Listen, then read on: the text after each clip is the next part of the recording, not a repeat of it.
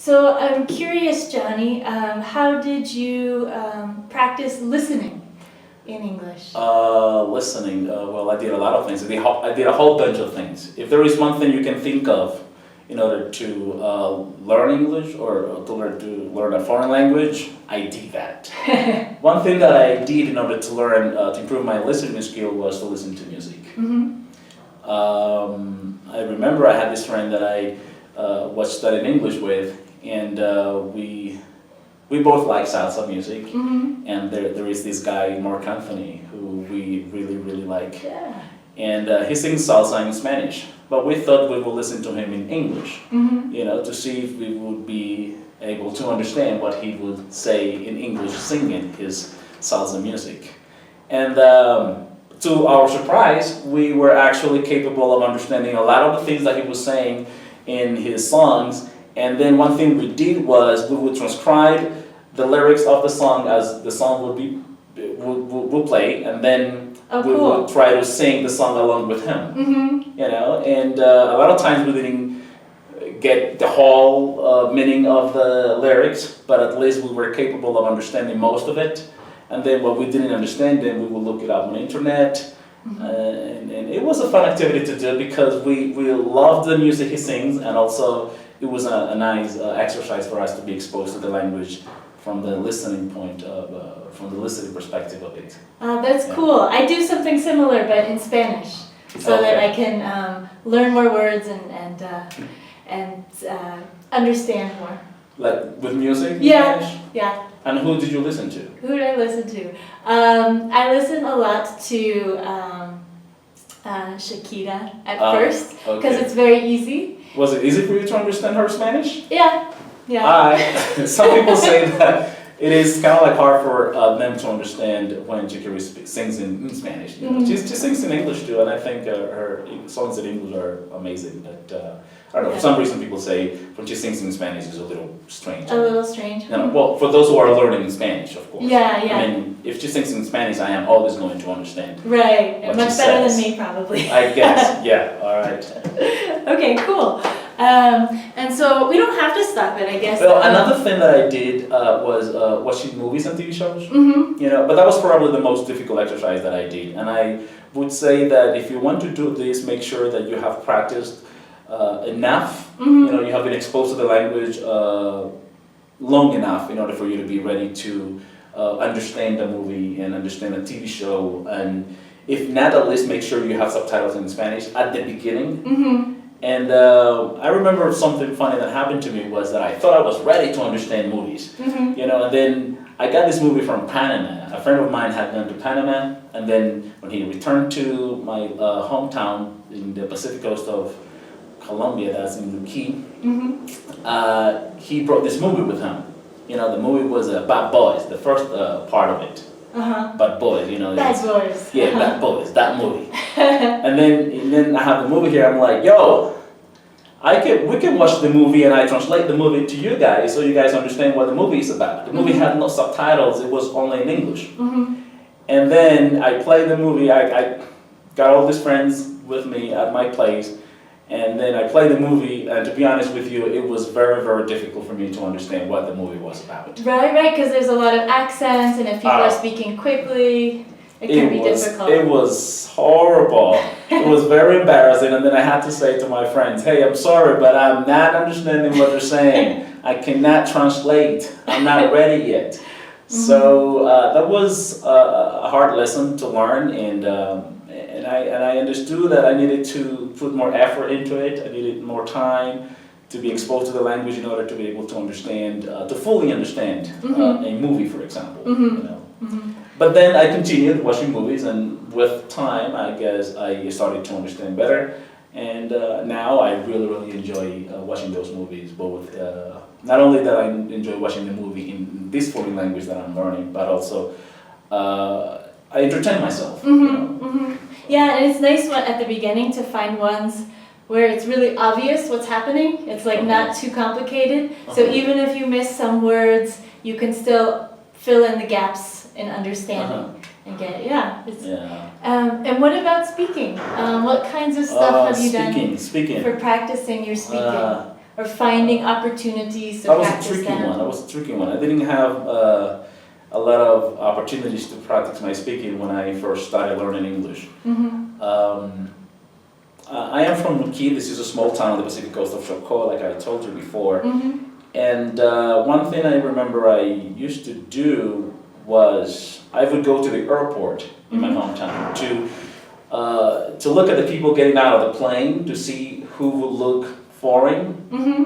and then I would hope that person to speak English. Oh, that's great. So you say hi. So whenever I saw a person who I thought was probably a foreigner, Mm-hmm. I would approach them in English, Mm-hmm. and I would welcome them in English to Nuki, and I would say stuff about Nuki, and I would force the conversation sometimes to use words and expressions that I had already studied for a period of time, so that I would practice those Right, words. so you could go that way, so you could Yeah. use those words. And then these foreigners are looking at me like, why are you talking about that? You know, like to some of them it was obvious that I was trying to use certain words and expressions, you know, but that was because opportunities to speak in English were very, very scarce, and I needed to be creative and take full advantage of those very few opportunities that I managed to create. Yeah, that's really cool. Yeah. It's cool that you did that. Another thing that I did was I got a couple of friends also motivated in learning English, and then we've created kind of like an English-speaking community. Mm-hmm. You know, we all made mistakes and we made fun of each other, but it was fun. You know, it was a group of a few people, and then whenever we got together, we would practice expressions and we would challenge each other. Mm-hmm. Like, do you know how to say this in English? Do you know how to say that in English? Or we would just talk, Mm-hmm. you know, and that was nice things to do, I think. Yeah, that's good. And you're comfortable because it's your friends, and you Yeah. can try out things that you say, okay, does this sound right? Does this sound right to you? You know, but yeah, that's right. You're right there. And you know, but the one thing that I think really pushed us to learn a lot was the challenging thing. Like, we were always challenging each other. Mm-hmm. It was like a challenge. It was like, who knows more? Ah. You know, we created that thing like, yo, you don't know how to say that. I know how to say it. Do you know how to say this? Do you know how to say that? Or translate this for me. Like, we would say something in Spanish, like, translate this. How do you translate this? You know, and that really helped us learn a lot of vocabulary, and it helped us to start feeling comfortable, being exposed to any speaking situation. Mm-hmm.